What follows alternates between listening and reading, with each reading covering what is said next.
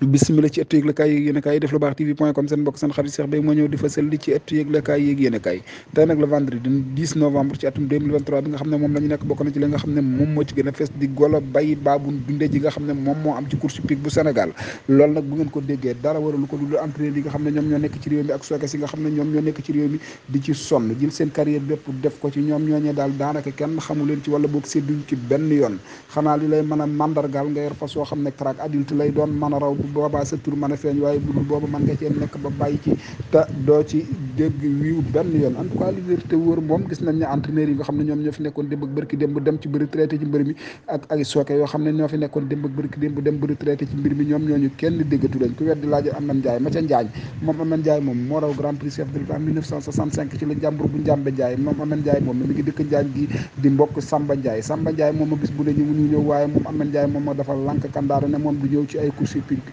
ndax gis na ne daal course yi daal gis nañ ne daal mandarga mu ñu ko war a jox joxungu ko benn yoon lu toll ne grand prix chef de l'État at mi ñu ko jëkk a dawal di 1965 nga raw ko te kenn musulaa satisfaire ci dara kenn musulaa yëkkati ci cap tribune ni diwa ngi nii wala ñu jël dara médaille wala dara takkal la ko dara kenn musu si dégg dara loo xam ne rek defal nañ ko beneen ba ci des ku ko weddi laajal ñi nga xam ne ñoom ñoo ci nekkan bërki démb ak bërkaati démb ñi nga xam ne ñoom ñoo di ay entraîneur ñoom entraîneur yooyee gis nañ ne daal kenn gisatu leen ku mel ne Baskase ma nga tëdd Touba kenn gisatu ko en tout cas Baskase moom yoroon maam loo defoon ci ay yu am solo daal nekkoon jàmbaar daanaan dëgg kenn déggatu ko benn yoon te ma nga Touba gi nga xam ne fa la fekk baax fekk ko fa la toog moom Baskase ndax gis na ne course hippique bu Sénégal moom dañ leen a randul dara ñoom ñi nga xam ne ñoom ñooy ancien entraîneurs yi ndax lii dana mën a continuer am déet en tout cas li wér te wóor moom ñoom ñooñee daal bëggatuñ seen doom bekk ca benn yoon ndax na ngay jeexale daal day nekk jeexalin boo xam ne jeexal wu ñaaw lay doon ndax mbir boo ca nekk ba bàyyi ca war nañ la mën a satisfaire dara li nga xam ne sax moom moo ci gën a yéeme boo jógee sa dëkk ba nga xam ne fa nga fekk baax fekk lañ ñëw ci course hippique bu Sénégal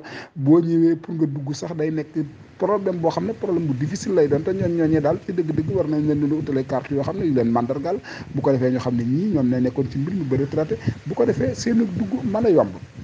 en tout cas li wér te wóor moom mbër yi moom ay jàmbaar dëgg lañ ay ndaanaan dëgg lañ boo ko weddee rek laajal ñi nga xam ne ñoom ñoo fi nekkoon démb ak bërki démb dañoo bànneexu ci seen carrière bi seen carrière jeexee dañ cee bànneexu ci la dàq sax daanaka sax ci ba ñu bëre boo ko weddee daal laajal ku mel ne Falaye Baldé gis nañ ne bi mu jeexalee daanaka sax ci la dàq sax ci ba muy bëre boo ko weddee laajal ku mel ne Mor Nguer daanaka sax bi mu bàyyee ci la dàq ci bi muy bëre waaye it boo ko weddee laajal ki nga xam ne moom moo di ndaanaan li nga xam ne moom moo fi nekkoon bërki démb ñu naan ko Double Less moom Double Less moom daanaka it bi mu bàyyee sax la gën a neexati ci moom en tout cas li wér te wóor moom ñooñee daal réccu wuñu woon benn yoon lan lañ gën duggee ci làmb ñoom nag wax lii wax lee ñoom dañoo réccuwul benn yoon waaye njabootu course moom réccu dëgg lañ def ndax ñi ci ëpp daal gis nañ ne daal bu démb doon tey daal nee nañ daal métier fas duñ ko jàng benn yoon course nag moom ñi nga xam ne ñoom ñoo ci bànneexu ñoom ñoo ci gis seen bopp di waxkat yi nga xam ne ñoom ñoo fi nekk te waxkat yi dara waralu ko dudul daal ruumandaat rek nekk ci kii tey lekk leen yor ba mu jeex bu ëllëgee nga ne ko yalax sànni wala daal nga laaj kii mu jox la ëllëg nga laajaat ko joxu la rek ñoom daal lañ bëgg daal jox ajjuma jox gaaw jox dibéer loolu daal lañ bëgg ku ko nekk ak ñoom te loolu yàllaa ko mën te defu ko